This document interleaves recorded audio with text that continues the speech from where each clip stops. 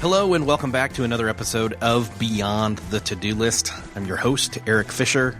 This is the show where we talk to the people behind the productivity. This week we're talking to somebody, again, that has been behind my productivity and some of my non-productivity, for that matter, when he's goofing off online. I always enjoy it. It's Chase Reeves of Fizzle, Fizzle.co. Chase and I talk about some productivity tools that aren't normally associated with productivity. Chase and I talked about journaling and also meditation.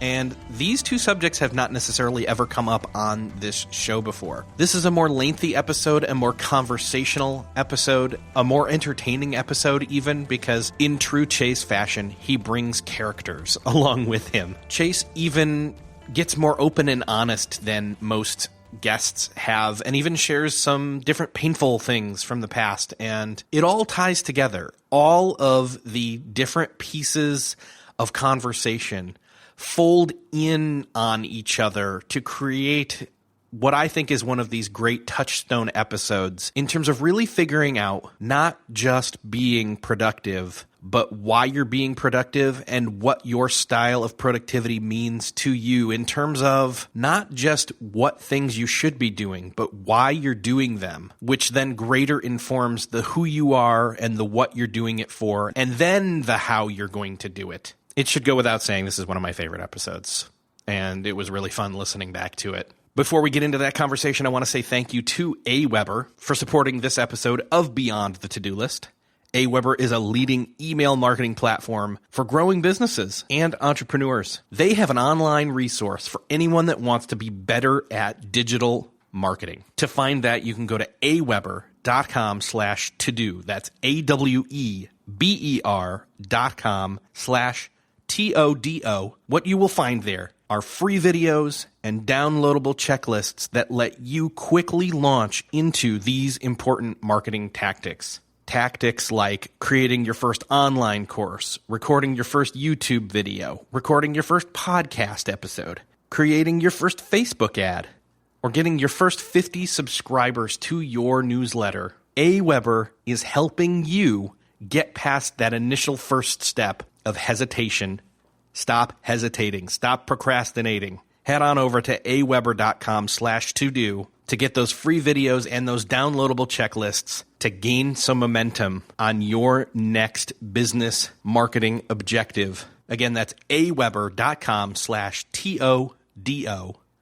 Thanks again to Aweber for supporting this episode of Beyond the To-Do List. Enjoy this conversation with Chase Reeves. It is once again my privilege to welcome the late and great Chase Wardman Reeves. Welcome to the show. I hope I'm not too late, you know. I hope I did have a problem getting an Uber over here, but I do pride myself on being on time to things. Yes, I was referring to too late, as in you had not been on the show for a year, for a minute there, I thought you had said I was dead, you know, which is a bit problematic because it's something I'm deeply afraid of. I'm not dead yet. I'm not dead yet. My gosh. That's good. That just brought joy. I've not quoted that movie in years. I'm not dead yet. So there's the first. Oh, that's rich, man. Thank you. That's just like, I feel like the smell of pleasure of just medieval wafted times. in. Yes. Yeah, it was terrific. Last time you were here, we talked. We got very touchy-feely. I am a touchy-feely kind of guy. Really am. That was. I mean, and that's what hit me. It was like, Chase hasn't been on in forever. I'm looking at the show notes for last time, and it's literally Chase Reeves on career, community, and comparison. Mm-hmm. And I'm just like, oh my gosh, that's a lot of stuff. There's a few more C words we could pack in there if you want. Totally. And then the summary here that I've got is Chase Reeves of Fizzle.co talks about anxiety, fear, fame, validation, career, community, and comparison. Nope, that's everything. I actually don't have anything else to add. So I don't even know what I'm doing here then. Right. Well, the thing is so that was like that was the intro to you. We got to know you. We learned about you, who you are. You have anxiety. I'm neurotic. I'm depressive. I'm manic. And then I thought, well, wait a second. Now I know what to bring you back to talk about, which is how the crap do you get any work done dealing with that stuff? And then I realized, oh, there you go. I too am that way. And I'm one of those guys that dabbles around with all this productivity stuff, but what I really need to do is do some of the fringe productivity stuff when it comes to meditation, journaling, and what was the other thing? Oh, I want to talk about your music trick. Oh, yeah. I want to talk about that. First off, actually, let's talk. You about want to jump right? You want to jump right into this? You know what's so great about that, Eric, is you are so smart. You know, we jump right into the tactics because you guys, I'm about to share a tactic with you that's going to revolutionize the way that you yourself are getting work done. Right now, you probably get distracted. Right now, you're probably ending each day going, "I wish I had more things that I got done today." Right? Yes, all right. I see that hand. You know what? I feel the same way until I found this great little music trick. Do you want me to tell you about that? I do. Do you want me to tell you about that? I do. That's right, Eric. Thank you. Amen. Listen, a lot of us are living our productive lives from a standpoint of, we live out of lack. Do you know what I mean? We don't live out of abundance. We don't live out of love. We live out of lack, which means greed, right? And that is not a very expansive way to live your life. And I don't choose to live that way. Do you? No, sir, I do not. That's correct. Sorry, I should stop now. I kind of just get stuck in my own cycles. I'm like, oh, how far is it going to take me? It's just like all set up. I'm Olsteining. But this little trick that I heard from Matt Mullenweg, actually, which has been really, really, really helpful. His interview on Tim Ferriss's show. Mm-hmm. By the way, little confession for you here. I don't know if anybody else in your audience has tried as hard as I have to dislike Tim Ferriss and failed as poorly as I have. Because I know of some, and I have too, but it's just hard when he keeps delivering stuff that I find fascinating.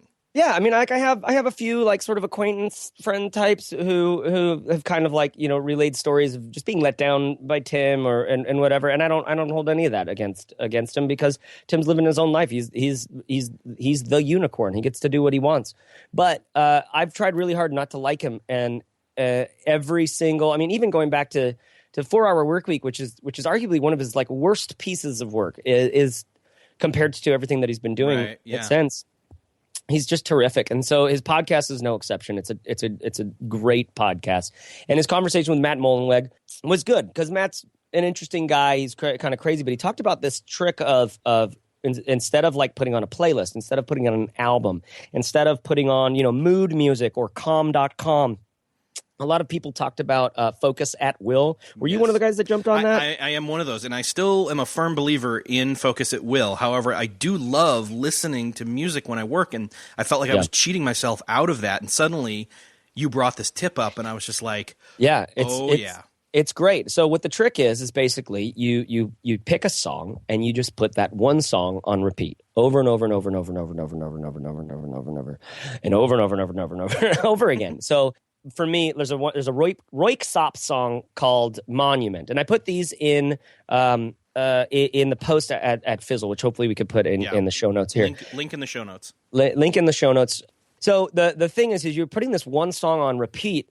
It takes a few plays before it just like moves all the way back into the background of your head. And now what's interesting, even with words, like I always used to work to a lot of electronic. There's a podcast called Above and Beyond's Group Therapy with Above and Beyond, and it's great because it's just trance music for forever. Very emotional EDM if you want to get particular about it.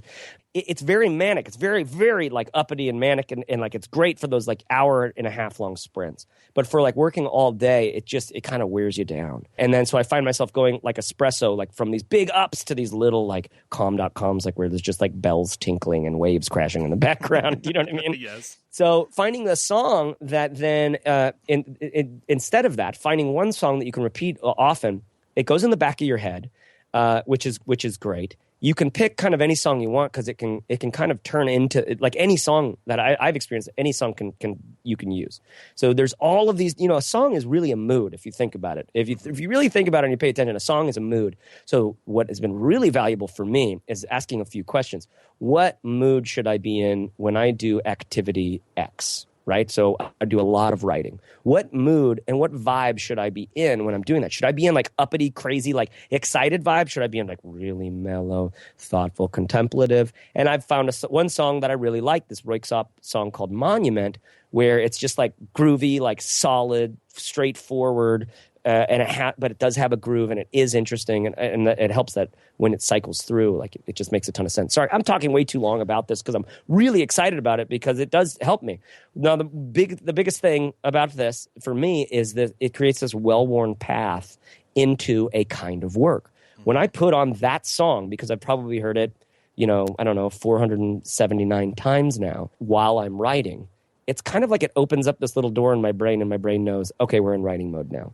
And I'm not I'm not a neuroscientist. I'm not any kind of scientist really, but it does feel like it works pretty good. You know what I mean? Kind of like booze. I don't know how it works. It just works. I feel drunk and I want to hang out with you. And so to contrast that, Focus at Will, when I talked to the guys that created it, the whole science and neuroscience about it, and it eliminates your fight or flight, and it's instrumental. It's compositions. It's not even technically called music, what they do, but there's definitely a lot of drums and bass, and there's classical, and there's acoustic, and there's the ADD one, which is, oh my gosh, it's just, I can't take that one. But really, it works. It like super focuses me. But sometimes I don't want to be super focused. I want to be lifted up. You know what I mean? Like I want to have like a groove. I want to get in a groove that's not just mental focus. I want uplifted spirit or something. You know? Yeah. Like I want my mood to be lifted, and then because I feel better than sitting down to work or standing desk people, I'm getting in that like, okay, I'm not just doing the work. I'm having fun doing the work. You know? Totally. And I find that the spirit that I'm in when I'm creating things, it matters a lot because I'm just an emotional piece of crap is what I am. I'm like very impulsive. Whatever I feel like is the truth. I'm not good at going like, well, that's just how I feel right now. Just chill out. I'm sure it'll be fine later. Like I've had to get good at that, which we'll talk about in a little bit through meditation and stuff. But that's by my nature is like, oh no, everything's going to crap, or we're all going to heaven. This is amazing. Nothing can fail. Yes. You know what I mean? Yep. So I find that there is a little bit of discipline in choosing this song. I find that it's really fun for me to, because I'm this creative-y type, go ahead and put that in the bio. Chase is a creative-y type. Creative-y type. Self-proclaimed creative-y type. But I'm always thinking about what's the right song. There's a song by, I can't think of his name now, called Blacker the Berry.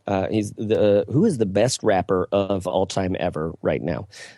He is, anyways, suffice it to say, there's one of the most intense songs I've ever heard called Blacker the Berry by Kendrick Lamar. That's who it is. And I kind of missed the boat on Kendrick Lamar. It was like, I don't know if I'm getting it. And then I did this trick I was looking for a song from Kendrick Lamar to play over and over again. And his latest album, To Pimp a Butterfly, it's just insane. It's crazy. It's really interesting. He's pushing all the boundaries, etc. But there's this song called Black of the Berry, which has got so much fight in it and so much prophecy in it. And it is so heavy. And I'm like, I want to be in this mode. I want to remind myself what the fights are out there. And the things that are worth spilling your blood for, the things that are worth throwing your bodies on the gears and levers of a machine and going like, it's important that I be ground up by this thing that matters, the way that so many other leaders have before. It's just like there's fights that are worth fighting for out there, and sometimes I'm worth fighting for, right? Sometimes it's like it fizzle where I'm caught. I'm working with people who want to start up businesses and they don't really know what to do. It's terrifying, and it takes so much bravery even just to think about it for a second, to go like, yeah, maybe I will think about taking my future into my own hands and not having the security that working at a company like Google or Ameriprise Financial or something can give me, even though we can do the math and go like, well, it's kind of a false sense of security. Still, It takes so much bravery to even think for a second, maybe I can do it. And those are the people that I want to start up businesses. It's not the ones who are like, yeah, I could probably do it. I could probably do it better than anybody else out there. Watch me go. It's not necessarily that. It's like I love the people who are afraid and who require such great bravery to start a business, because these are the people that can change things if they start things up. Do you know what I mean? Yeah, it becomes something visceral. Yeah, it really does. And so, anyways, I played that song for a while because I was like, I want to be in this fight. I want to remind myself of the fight of what's at stake. This is a copywriting trick. What's at stake for the people if they don't quote unquote, buy my product, if they don't, what more importantly, believe in themselves, if they don't have enough confidence to go like, I want to do a business or something, what's at stake, right? So that's kind of, I was channeling that song's, fight and the truth in it, and the prophecy in it to kind of like be in that mode, try to be in that mood, right? Like we were talking about. Yeah. So picking the song, I find it's not just the groove; it's also like the spirit it makes you feel, and it can be really helpful. At the very least, it's just fun to really get into one song that much, where you know every drum fill and you know every little break and every verse. It's pretty fun, and it's cool because, like, again, I'm not getting attached. Well, there's been one or two actually on Focus at Will that I have gotten attached to, where it comes on and it's like it actually kind of breaks the spell. Yeah. Which is kind of sucky because it's like, dang it, I like this song. I shouldn't even be paying attention to the music. Whereas the other one, it's like you play Eye of the Tiger long enough, and I tell you what, your eyes are going to start looking like. That's right. Mm-hmm. I heard the other day after I'd heard you do this trick, I had heard we were sitting somewhere eating, and on the wherever it was, the radio, whatever that is, played Tom's Diner, the remix version, the Suzanne Vega and I thought that might be a cool one to try. Yeah. And I tried it this morning, and I was actually surprised at how well it worked and how well I knew the song. It's like everything can work. You know what I mean? Yeah. So that's the one song on repeat music trick. Awesome. So the one song on repeat music trick, link in show notes. I'll link to further depth of your exploratory with that. Perfect. So we want to uplift ourselves. We want to kick ourselves into that, Eye of the Tiger training montage where we're actually getting the work done. And sometimes it's email, sometimes it's writing, sometimes it's literal, like working with your hands stuff. You can't use like Focus at Will for that. It doesn't. Focus at Will is good for focus. Yeah, but you're not a robot. You're not just a robot. You have feelings. Yeah. You have a will. You have a brain. You have a deep well of emotion. And where do we go with that? Like, how do we rein that in? That's what I struggle with. And I know episode of Fizzle, link in show notes, the show podcast. You guys had Vardy on. Yeah, and he talked about his Var diary, which is what I keep ribbing him about. I don't know. Journaling is the thing I know I need to do. And when I do it, I feel like whether I'm up or down, I at least feel like I'm more aware of myself. So I guess that kind of ties into the meditation stuff. But like, are you a journaler? Do you do that regularly? I think what's so important here for me in my own experience has been like, I used to journal a lot. As you know, I used to be a very evangelical person. I would be traveling around, praying and talking to God, asking what his will was for my life. And I was probably, if anything, I was a pro at that, asking God, what is your will for my life? You were a pro-evangelical. Yeah, I was a pro-evangelical. I was in the stream. I knew the people. I was making the moves. I was a worship pastor and a prophetic worship leader and all the things. And but mostly what that meant is I sat in Starbucks all around the world listening to Sigur Rós and feeling all the feels about just about the world and about what it means just what it means to try to discover yourself. And so I used to fill up journals with just all the gushy stuff. In fact, when I was a songwriter, I had a song that started up, I've been looking through my old journals and every to a T. I have 10 friends, all of them from time to time will just text me, have you been looking through your old journals? I was just shameless. And so I've got the closet full of journals to prove that. And this is something very different. What we're talking about is not like, dear diary, I don't know how Jessica feels about me today.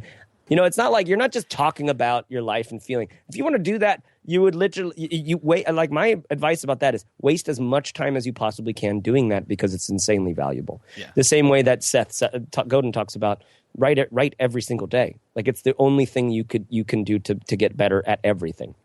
When you write, you think things through. Okay, but we're not really talking about that. What I'm talking about in episode 99 of the Fizzle Show. And when I made that episode, I had not done this before. And since then, I've done it. I've missed maybe 4 or 5 days of doing it. And so we're talking about 6 months of doing this nonstop. Yeah. And it's completely changed my life.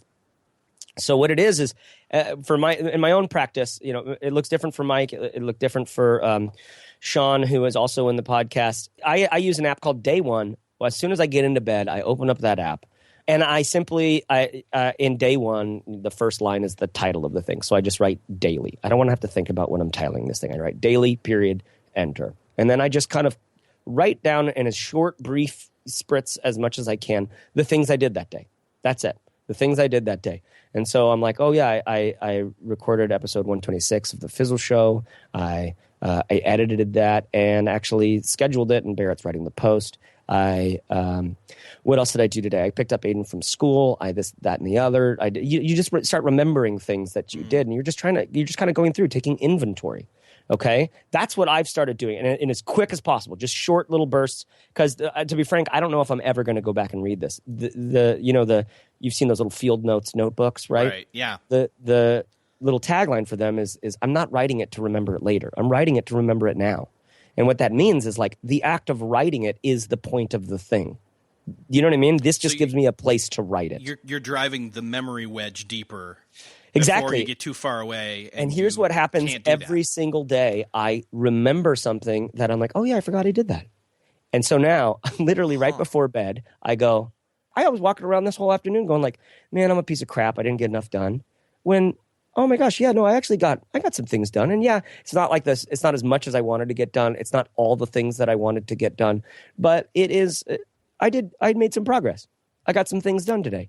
And it's that taking inventory that can change. Now, what happens is it's not just that feeling at the end of the night. Because then I make in Day One, it's one of those great writing tools that when you type a dash, it knows you're making a list. So when I type my dash space, now I'm saying, what 2 things do I want to get done tomorrow?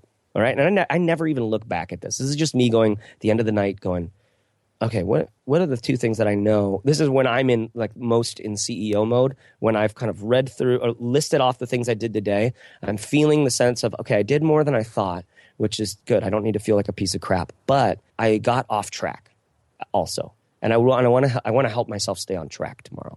So this is the perfect point, like headspace to say, what do I want to do tomorrow? What do I most want to accomplish tomorrow? And this is the biggest productivity trick of all. Like, right? Every expert will say, what's the most important thing? Well, before you leave the office, write down the 2 things you want to do first tomorrow. Yeah. That's just the number one thing for like, if you did nothing else, doing that, like having a little note card that you put in on your, computer screen so that when you come in, you can't miss it. That's when you're in CEO mode, as I call it. And so that writing that down, those 2 things, even if I don't even come back to those they're at work in me. They're at work in me through the night. They're at work in me in the morning, even if I don't look. And if I can always go back and look at them. Right. And that's what I was going to say was that whole process. Is that kind of the reason why you're doing it at the end of the night? Is one, you're looking back and you're trying to remember better and drill that down and almost more deeply experience what it was you did. Recalibrate even before sleeping, but then also your RAM is still running on it through games till the morning. And well, I mean, to be honest, the reason why I'm doing it then is because I just haven't found. I tried to do it like right after work, but I just didn't. I just found myself not doing it, and then I'd get into bed and go like, "Oh yeah, I forgot to do the thing." And so before I start reading, I'll do this really quick. Well, and it's a great excuse to get your phone out in bed, which totally most people are like, "No, worst evil thing ever." Why not? Well, why not do it night on my phone too? Yeah. Okay, so but why not do it first thing in the morning? You're not going to remember the day before.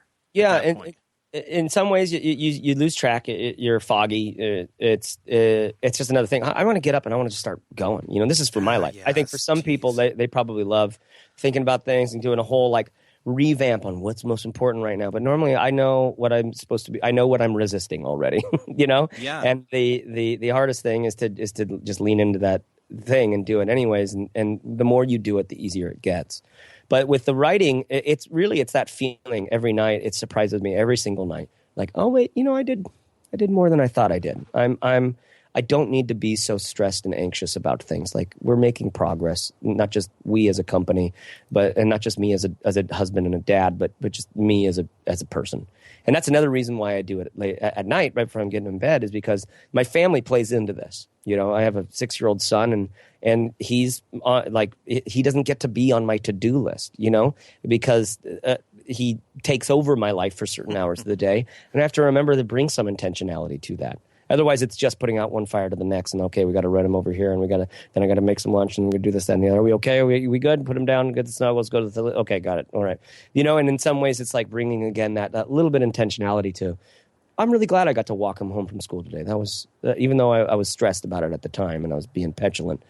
I'm glad I did that, and to remind you don't have that moment of reminding yourself that was a good thing to have done. Unless you're doing this. At least I don't have that moment. Yeah, so it's not necessary. It's more like reflecting or... Yeah, and again, this is like as quickly as possible. I'm not writing in full sentences. I'm like, doubles, like write down a thing, edited FS 126, which is, short code for the podcast number 126. Double space for a period, enter, and then the next thing, and then the next thing, and then the next thing, and I keep going. And occasionally, what's great also is this is a good little scratch pad for those little ideas that you're thinking about right now. Like, I tend to either get drunk or imbibe some other substance in the evening times, and so I have these little insights where I'm like, I wonder if what I'm really wanting is this instead of that. And so you have those things. It's valuable. It's useful to write those things down. Yeah, it shakes something loose. And to just capture it when you're in that headspace, because you won't have that, you won't remember it tomorrow, and you certainly won't write it down tomorrow. Part of me is I'm in this mode of the question to ask yourself about if you had 2 months to live, terminal brain cancer, 2 months to live. Right. What do you do? What do you fill your days with? And for me, I think I kind of keep coming back to the idea of like I would just make a schnitzel ton. Sorry, I had to save myself there. I would make a ton of stuff for my son about this is what I learned about life. This is what I want you to know. This is who you are. This is who I was. This is what everybody told me I was, and it was a lie because this was who I was. And it took me a really long time to figure that out. And so it would just be a bunch of that because my story, I didn't have any guides. I had books. I had a handful of mentors, but no real true guides, like no real, no one coached me well through this. And I had to work it was so painful and it was so hard because I am so particular and sensitive. You know what I mean?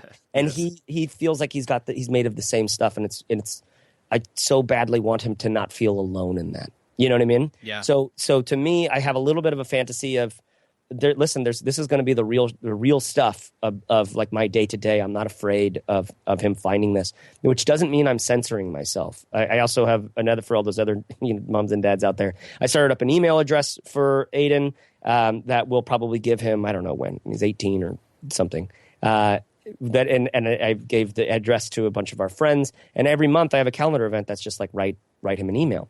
And all my friends, I've tried to get them to do it as well. So at some point, he's going to get an email of, basically, I guess about 15 years of his growing up. Wow. Once a month email from me with pictures of what we did and how I'm feeling about our relationship and what my hopes and dreams are for our family and for my company and all this stuff. You know what I mean?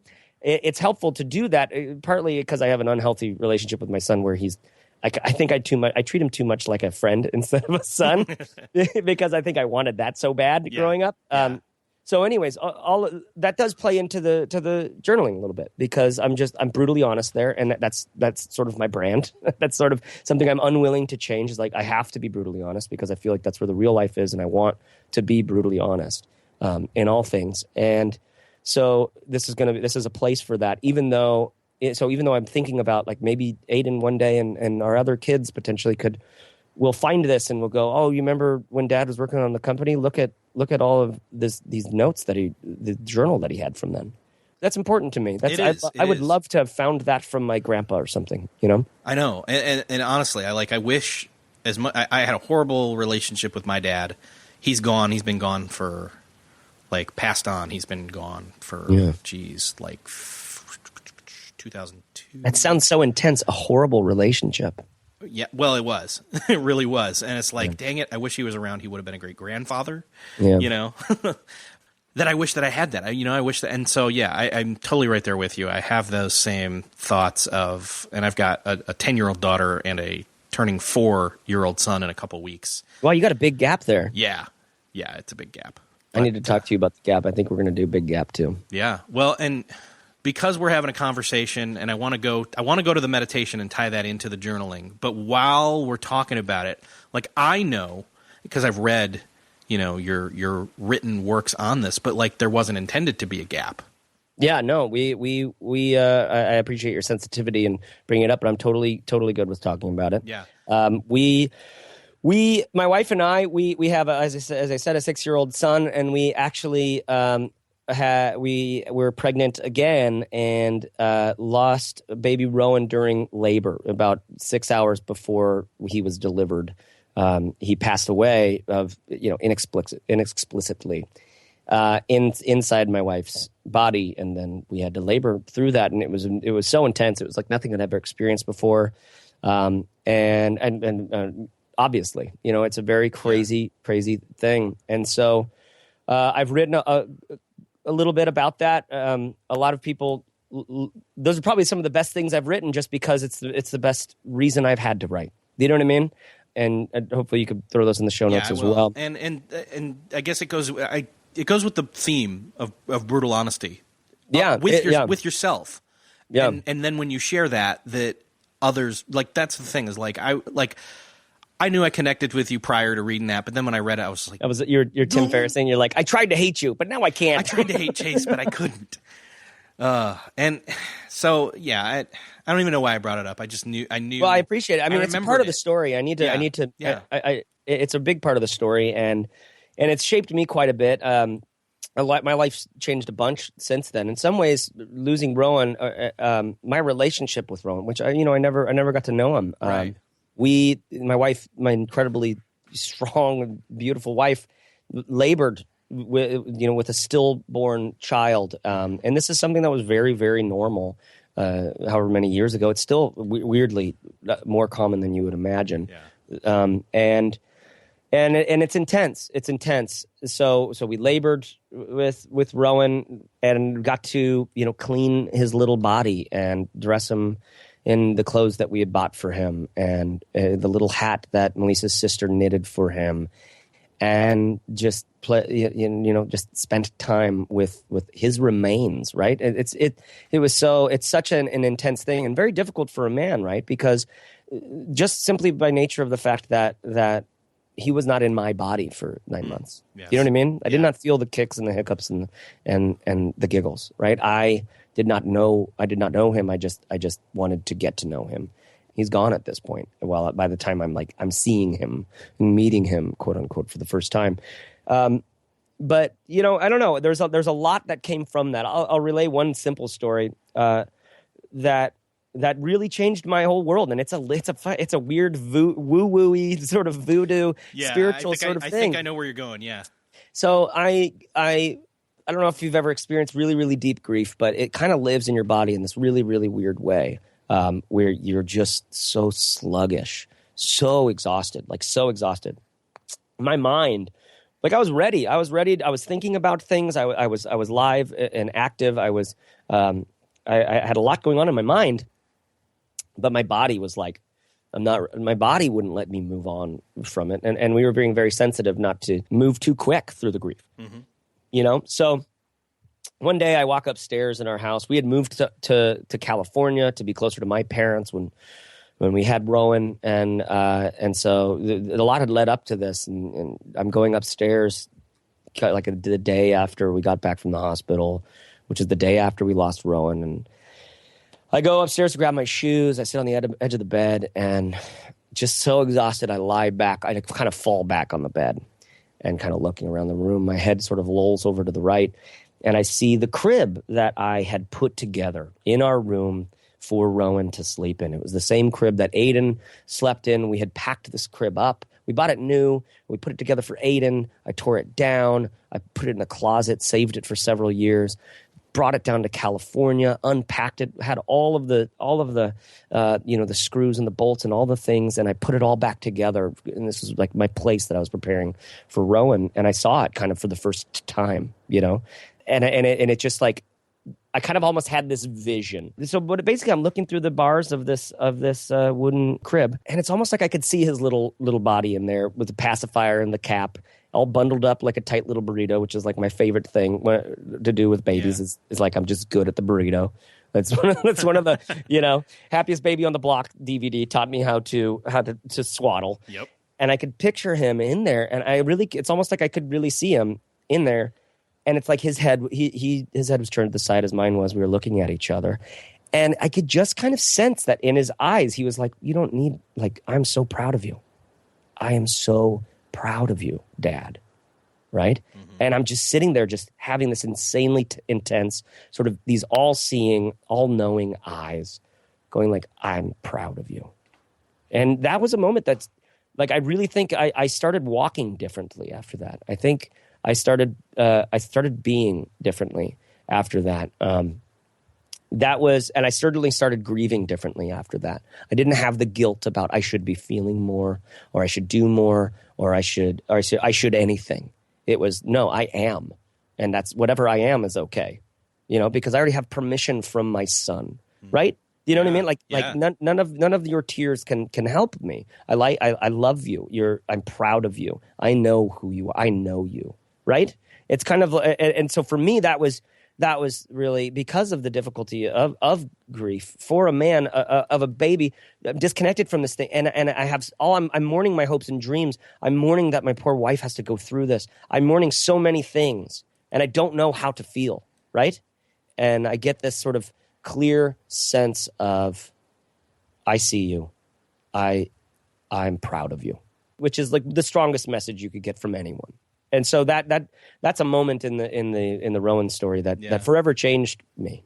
Well, that acknowledgement and that affirmation, however the wide spectrum of belief that encompasses whatever the heck that was, it still happened for you. Yeah, no, and that's the thing. And it means something. Right. I always say, like, this is either just it's either something just conjured up by a psyche in great need, or it's or the world is made out of rainbows and all the things are true. It doesn't matter either way, because it's changed me molecularly, where I'm like, I start now from a sense of, well, I know who I am. Who are you? Versus like, I really need you to like me. Do you know what I mean? Yes. And for people like us who kind of need that affirmation of, I have worth because everybody likes me. Yeah. You need to, it's good to have that. It's good to, in one of those moments especially. Yeah. And one of the things, maybe as a little segue, is like, because I've been meditating for quite a while, trying it off and on for like 5 years or so. And it came in handy with Rowan, because it's nice to have this. I've always had this kind of like this researcher approach. I feel like there's like 100 of me. I remember in certain situations where I would be really emotional. Within a few seconds, like another one of me would pop out and look at me being emotional and go, look at you, you're like really feeling something. And then another one of me would pop out and go like, can you just feel something for 1 second before you start evaluating that you're feeling something? And then another one of me goes like, this is starting a cycle, isn't it? We can just like break apart and like evaluate the fact that we're evaluating ourselves, can't we? You know what I mean? So like there's just like a nonstop fragmentation. And meditation is kind of like, not that it quits that, because in some ways it's just a way of going into, like I was talking about, the grief that lives in your body. I don't know if I'd be so sensitive to that if I wasn't so trained in meditating, going into the breath and going like, okay, what's it like in here? Because as a researcher, as a sort of non-biased, objective, sort of trying to be objective, you're kind of going, it doesn't matter what's in here. We're not making a value call. We're not judging what's in here. We're just saying, what's it like in here? What does the breath feel like? What does your body feel like? Are you tensing up? Like, okay, let's start with your forehead. Let's just relax that. Okay, so where is the breath going? Like if you were visualizing your breath, like where is it easy for it to go? Let's just be there with it for a little while. And that kind of made me sensitive to like realizing like, oh wow, like my mind is really, really lubed up and it's ready to go. But my body is there's a lot going on in here. So let's just make some space for our bodies to be super, super heavy, feeling like you're just, weighed down by things, and realize that it's not yet time to fully spring out into doing work and stuff yet. So maybe we could start talking about the meditation stuff. Yeah, let's do that. I think for me, it's maybe if your brain is a hard drive and your body is the computer or device. Let's be PC here. Mm-hmm. Not literally, but geez. Nerd jokes. We're just making a lot of nerd jokes over here. The tricky part is when you've got, where do thoughts and feelings fit in? And we've been talking about this whole time, this whole conversation, but when they get in the way, like when they seem to spring up and distract and I'm not just talking about getting in the way of you getting work done, but like getting in the way of you actually like having thoughts or living life or getting work done, like all of the above. Like meditation seems to, along with, again, the journaling portion that we talked about, like it seems to be that it's not just taking your pulse. It's not just looking inside and saying what's in there. It's not just going in and being woo woo and saying, hey, you're okay. Mm-hmm. But it's like that practice. The best. See, and I'm not good at this, but and that's why I wanted you, someone who's a practitioner or practicer of who's continually trying it, much like me, but further along. Who was it that I heard? Somebody has said that like meditation really is this training of your willpower. But see, that's the wrong word. But maybe your attention muscle. I'm going way off topic here. No, I like it. You know what I mean?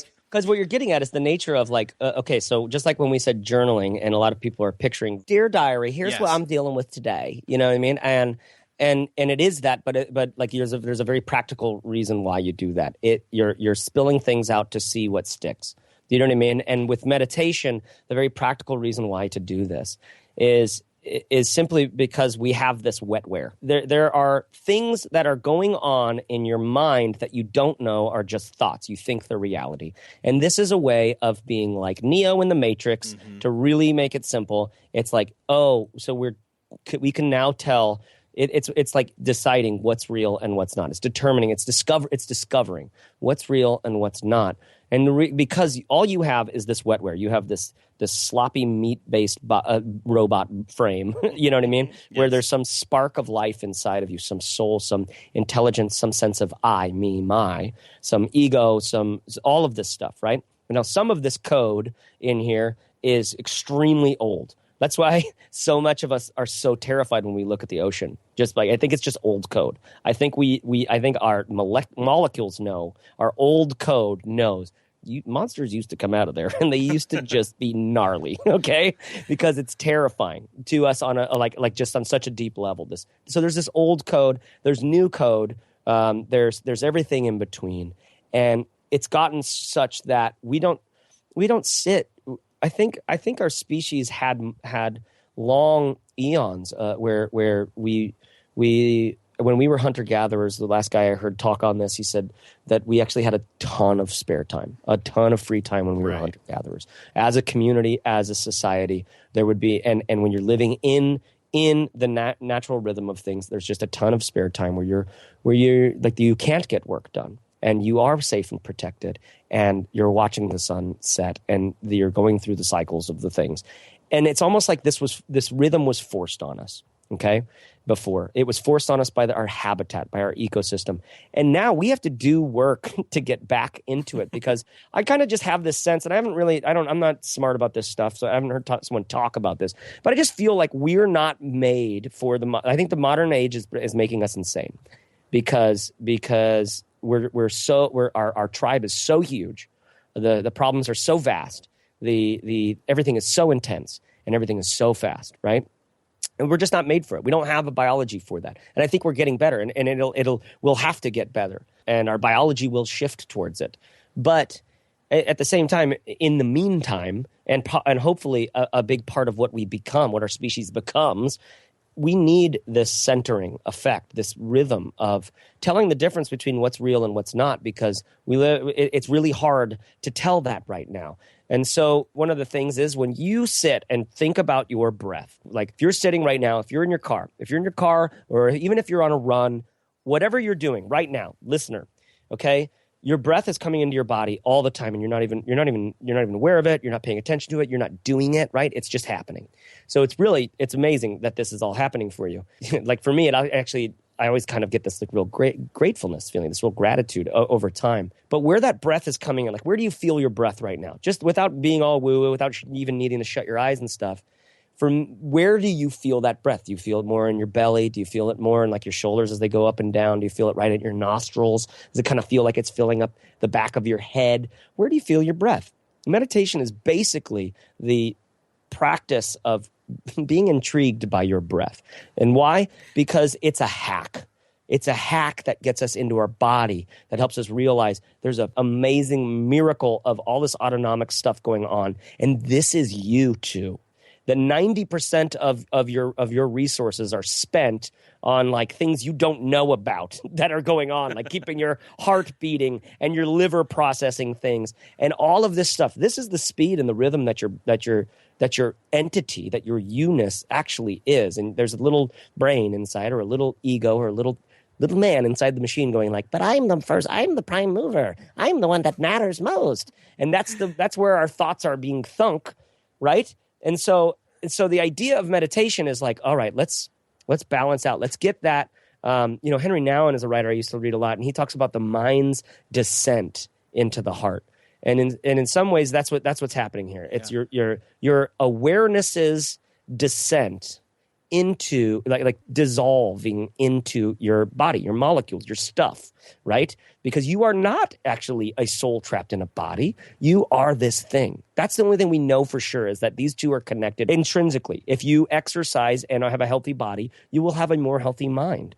Do you know what I mean? I guess unless you're Stephen Hawking, but like by and large, they're connected. They're connected, right? And so this is a way of fostering that connection. And what to me, honestly, the reason why I do it, Eric, more than anything else, is it brings rest and peace. That's what it brings. It brings a sense of everything isn't going to crap. Everything's okay. I'm so grateful for my wife and my son. I'm so grateful for my business partner and the people that we get to serve and the things that we get to make. I'm so grateful. When you build rest and gratitude, when you can actually honestly feel that, versus hearing someone on a TED stage say, you should be more grateful with your life because it's really good for you when you're grateful. Look at this study. Do you know what I mean? Like, Yes. This is the one thing that you can do that can prepare you for anything. I think it's really important how you get started with the meditation stuff. But before I start waxing poetic on that, how does that, like, what did I miss there? What sticks on that for you, Eric, as you're hearing it? That's it. Like I could repeat everything, but I think that landing point of it's pressing pause in the digital world, which is still made up more of analog stuff. Yeah, but I think even and the hard part is all of these metaphors are failing us, right? Because it's not like we get wrapped up in progress. Okay, we get wrapped up in the future because we're afraid of dying. I think probably and we want to live forever, and the thing, if we're getting better, we'll never die, right? Because the things that we're making will last forever and ever and ever, and so we get wrapped up in that, right? And then inevitably all of us on our deathbed will go like, gosh, I really wish I would have just been there more. Mm-hmm. You know what I mean? Rather than trying to become something, rather than trying to make a thing, I just wish I wish it was easier for me to enjoy my child growing up. I wish I enjoyed that more. I didn't know how to enjoy it, right? It's all of these sorts of things. I wish I would have spoken my mind more. Well, you got to know what your mind is. You got to know what's on your mind. You got to know how you feel about things. And when you're constantly doing all that, when you're a bundle of activity only, these are like the regrets of the dying. That is whatever. So I think when we talk about pressing pause, we're doing ourselves a little bit of a disservice, because in some ways this is progress. If you want to be insightful, if you want to be productive, you know as well as I do, productivity is not doing more. It's about knowing what's important to work on. This is where you find that. It's when you're centered up over yourself, when you're building on top of who you are, versus, you're trying to be Pat Flynn or trying to be Eric Fisher or trying to be someone out there, right? When you're trying to, this is the kind of things I should be doing, and it's like, no, actually, there's real insight if you could just pay more attention to yourself. The picture of your own child looking at you and going like, I'm so proud of you. I want you to blossom. I want you to be shown to the world. I want others to know you the way that I know you. Yeah. I want your point of view to flourish, to be brought out and to be expressed. And that's the process. It's selfish and selfless at the same time. It really is, because it's difficult. I love the way that you say that, because in some ways it's this really petulant sort of like, I just can't take the stress of the modern world. I got to take some time for little old me and go to the spa or something, and that can be fine too. Going to the spa is pretty great. But there's this, I don't know, there's like kind of a remembering that we have to do. And it's a discipline of being. It's a reminder that like, all of this stuff that I do is not me. There's the difference between do and be. And when we get to really, when we move out of that be, which, by the way, it can be as simple as taking 3 deep breaths in the morning. And take 3 deep breaths anytime you're about to jump on a phone call or write an email. It could take seconds for you to just kind of center yourself and go, what am I really trying to say here? Versus being caught up in the activity of the activities. You know what I mean? You said being and you said doing, and I think some people will think, oh, you're bringing up meditation, so you're saying we better practice being so we can be better at doing. And I'm saying, no, that's true, but it's more about the being. Hence the title of this show, Beyond the To-Do List. It's not just about doing. It's actually more about being first. Let's practice being. Then, as byproduct, yes, we get better at doing. Yeah. Whether we're doing more or doing less, we're still doing better. Yeah, and I think in some ways, I didn't really know through just and again, I don't practice every day. I don't sit down and meditate every day. I kind of do it off and on, but I've been doing it for a long time, off and on. And there's been some really, really terrific insights and moments and meaningful things. For me, it was like my wife and I sort of left the church and I kind of, after a few years, I was like, man, I used to spend a lot of time in prayer and worship and all this kind of, not necessarily emotional. I mean, it was emotional, but just this peace and rest and this quiet moment stuff. Right. You know what I mean? And that's when I started. And then Merlin and Dan were talking about meditation a bunch on Back to Work, that podcast, back in the day. And so I started fiddling with it. It's been really informative about who I should be. Do you know what I mean? Yeah. So it's not just about I'm going to go be myself. It's kind of like I'm going to go figure out who I am. I'm going to go discover myself. But and again, it's not activity. It's not a bunch of stuff that you're doing to discover yourself. It's it's quieting things down. It's chilling things out. It's there's a bunch of silt up in the water. Let's not disturb it for a little bit and let it just run clear for a little while. Because when a thought is a thought, you can take it and evaluate it versus a thought like the world's going to end, and then your body just reacts with the kinetic sort of, stress and strain and craziness that comes with that thought. This is anxiety. Yeah. That's the anxiety that we all I think we all have anxiety. I think we all literally have clinical anxiety, except for 2% of us who are just had, I don't know, good enough parents or something. Yeah. So how do you suggest, somebody's listening and they're like, I feel like I'm willing to give it a try, but I don't know how to start. I don't even know how to approach the desire to start. You've been starting recently. You've been trying. So what have you been doing? Honestly, one of the things that I try to do, and this is an interesting version, but while there's still bright sunlight out as we head into the darker months, I'm getting outside and sitting, and I'm letting the dog out, but 2, I'm standing and kind of trying to, 1, let the sunlight, feel the sunlight on my skin and let it absorb it. Mm-hmm. So it's it's also a physical thing, but at the same time, just some of the time I will close my eyes. Other times I will try to aim my eyes to a point where it's catching sun, but I'm not looking straight at the sun. Yeah, and receive the the rays and all the vitamins and things, and it's just to breathe and to get outside, and other times to take a walk, but not have it be how many steps am I getting today, and how I'm getting my time in. In other words, I'm leisurely breaking the rule of there's so much to do. Yeah, it can wait. Yeah. Be where you are right now. Just be, I guess. Yeah. Just practicing just being. Yeah, and I like that. I like that. What I would maybe add to that in some ways is just geek out about your breath a little bit. And not about the main rule here is this: there is no good meditation or bad meditation. Okay, you can't judge. You can't. It's going to be really hard for you to not judge yourself, whether you're doing it right. How many times in your mind will the thought go, "Oh, this is stupid. I'm not doing it right. See, I had it for a second there, but then I lost it. Yeah, you know what? This just isn't for me." All of these kinds of things will just flash through your head like crazy. The monkey mind will start flinging its crap at you. Yes. You know what I mean? Yes. So that's when you kind of just acknowledge that. Just acknowledge that, put it in the jar and set it aside. Let it just kind of Let it just kind of keep flowing down down the river. You walk past it, give it a nod, and keep walking. Yeah. The surfers where I used to surf all the time, it's like acknowledge and move on. You know what I mean? You just kind of acknowledge that you missed that amazing wave and move on. And so those judgments, you're going to have to get used to that. And that's what's so great. That is the skill of this. That is what this is training you in. That's the muscle that you're working out, is having a thought and recognizing it as a thought. Okay. I think that the trick of focusing on your breath, it's just so powerful. And it's just one of the hacks. Like you could do yoga, there's a bunch of different ways that you can sort of get into this kind of meditative state where what you're doing is being in a place where you notice a thought as a thought, right? Where you're paying attention to your thoughts.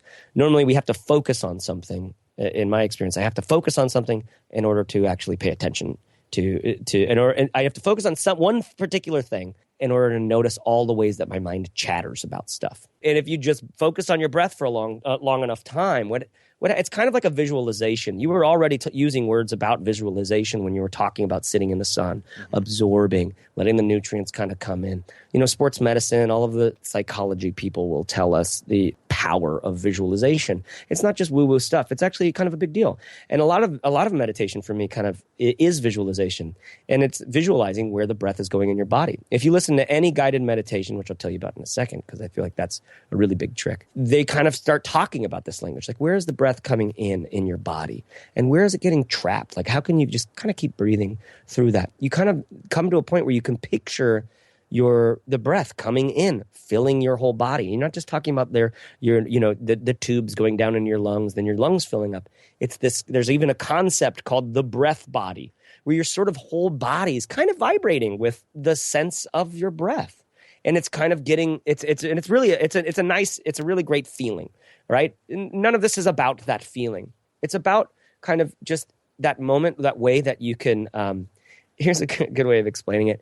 Last week, I got to spend like 4 days with just my son and I up at my friend's lake cabin, tiny little cabin, beautiful little lake in Washington. And it was just like the happiest time ever. It just was so amazing. I'd put him down at the end of the day and I would just watch the sun go down and it gets dark and it gets cold and I put on a jacket. I go back out and sit on the chair and just by myself, just watching things. Do you know what I mean? Just being. And it was not boring. It was not boring, oh, yeah. Right?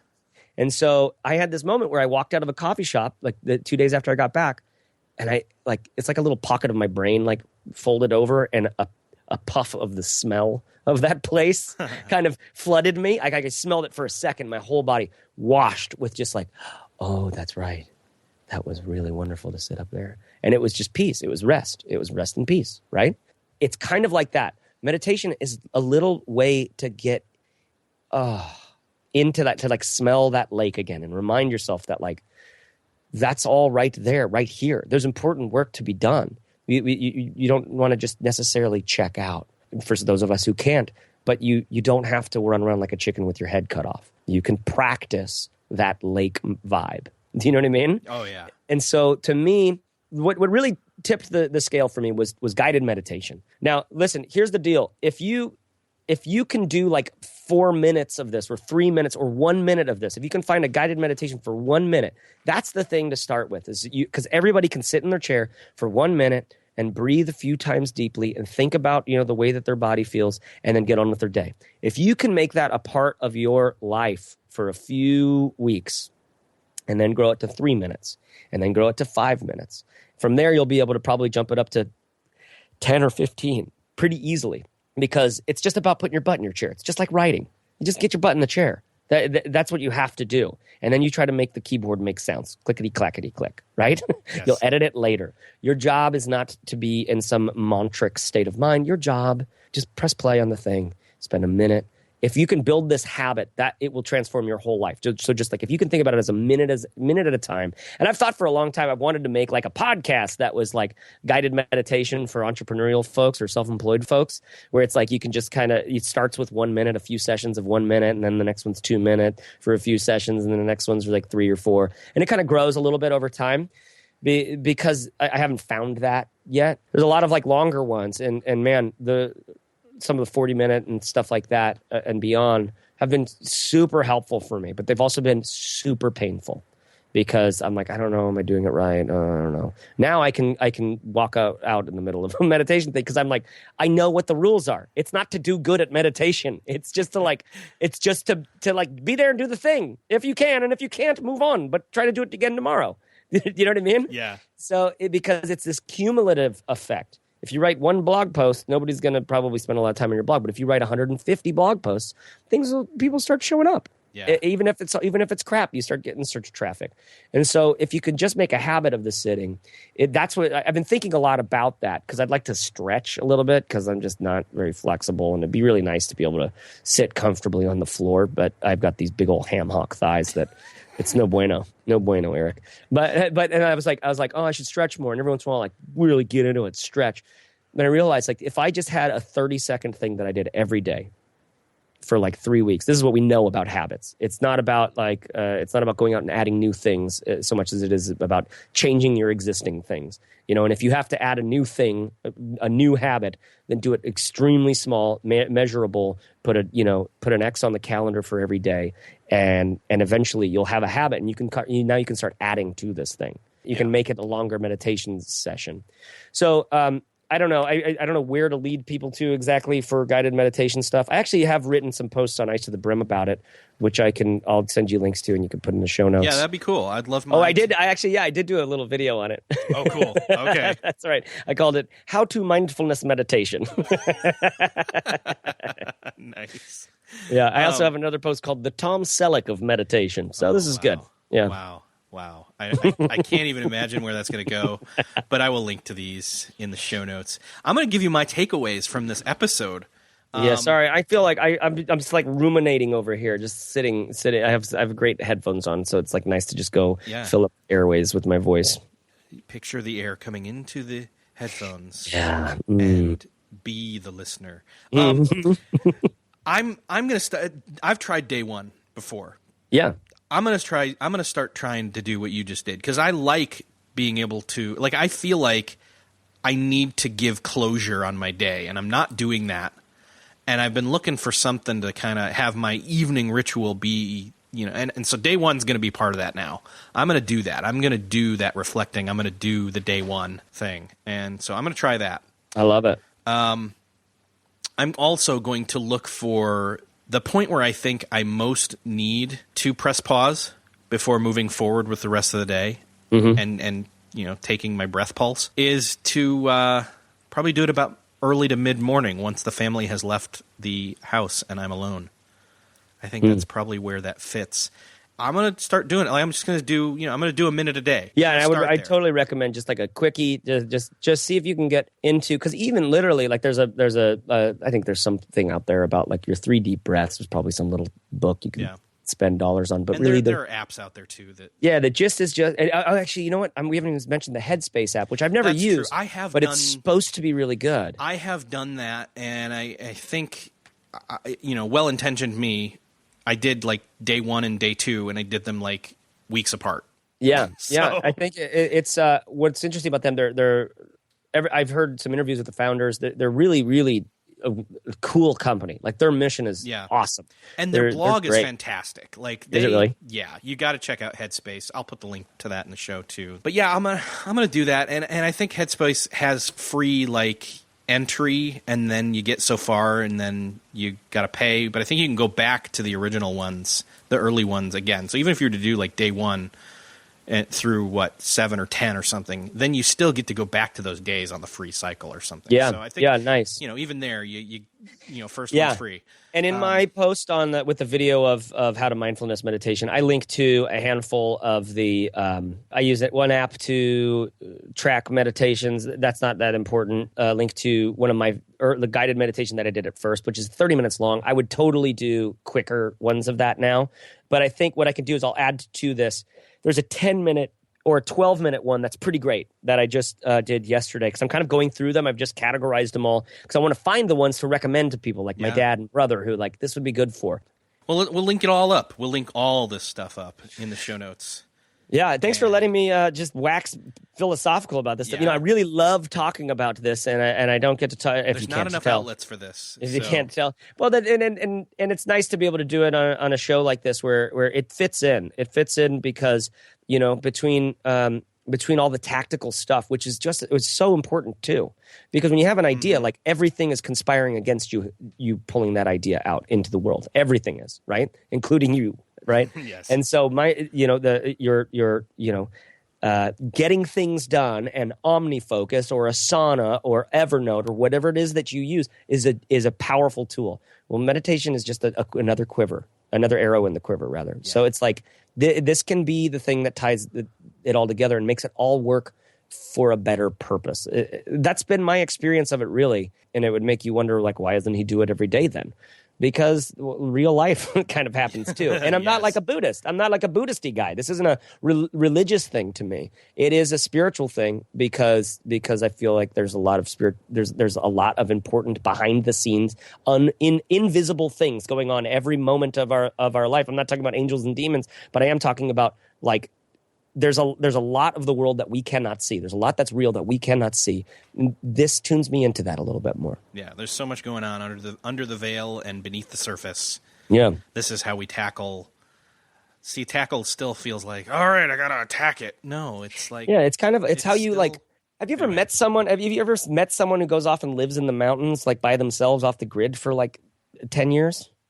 Do you see the way that their eyes look? Like, when you look at pictures of Ansel Adams, like who he was, when you look at some of the ways that these people are, it's like that's a fierceness. And sure, they don't know about Periscope, but what do they know about? Do you know what I mean? And now we don't have to go out and I wish we could all just go out in wilderness. Chase, they know about life. They know, man, I'll tell you what's so good about those people is they know about life. All right, I'll stop talking now. Sorry. All right. I'm frustrating myself. I'm going to link it all up. Chase, thanks again for being on the show. Thanks so much, Eric, for having me. Do it again sometime. I'd love it. Thanks to the listeners for putting up with the last hour and a half. I know this was a loaded episode.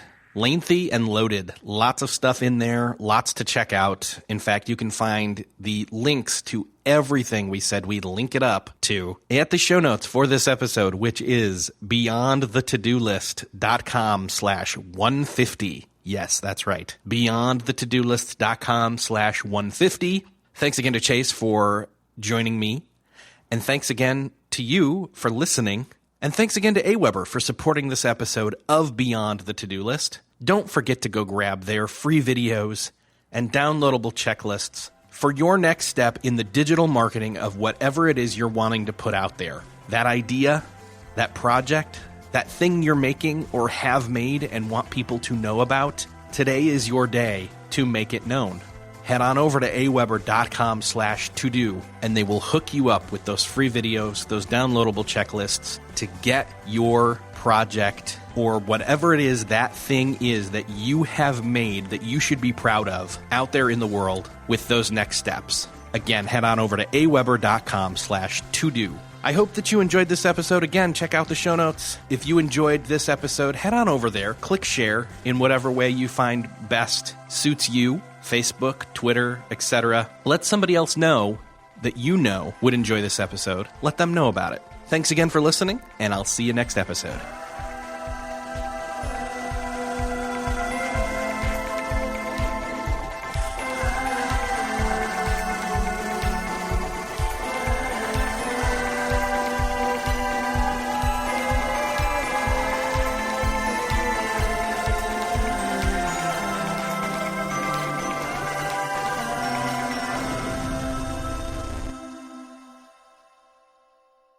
Beyond the To-Do List is a proud member of the Noodle Mix Network. Find more of our award-winning and award-nominated podcasts to make you think, laugh, and succeed at noodle.mx.